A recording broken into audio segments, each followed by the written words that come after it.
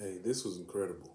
So it took me a long time to read this, only because I was busy, not because it wasn't interesting. Because I give this a 5 out of 5. Like, yeah, I give this a 5 out of 5. Man, this is fantastic. I can't spoil it. You know what I'm saying? Well, I can. Spoiler alert, because I want to get some context to this, man. So the main villain, I don't know who he is, but it's like a web of like just people, like a cult, like a terrorist cell group, kind of like that. And the craziest thing is when it started, they blew up a school, man, a school full of kids, and I was just like, Jesus. But then I had to think about it. I was like, man, but this is Spawn though. Like he deals with like demons and people that are like, you know, heartless and soulless. So like I was like, okay, this is because I've never read a Spawn comic, so maybe that's why I was just like, damn, they taking it that far. But yeah, there's some, and it kind of feels like this issue kind of feels like only slightly like Loki, that the new show that came out. Excuse me, new show that came out, and I got something. I was eating. I got like some peach on my mouth, but yeah, man, this kind of feels like the TVA Loki thing because there's different type of spawns. You know what I'm saying? I believe. I mean, I'm seeing. It looks like when I'm looking in this book, there's different variants. But they're not all. You know what I mean? They're not all him. You know what I'm saying? They're not variants of him. They're like just different spawns, I guess. And but Spawn has to figure out who's killing these kids.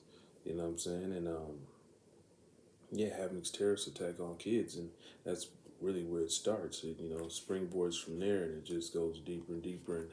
And there is another Spawn in here that is I'm really excited about. He's actually on the back of the cover, and I just pre-ordered the 2 issues because his character design and his story was vague. You know what I'm saying? Because they were splitting off into sections and discussing other spawns. But this one right here, man, this one caught my eye, and he was at the last bit of the spoiler alert. He was at the last bit of the comic.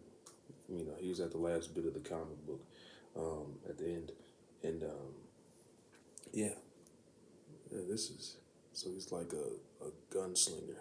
You know what I'm saying? It's called Gunslinger.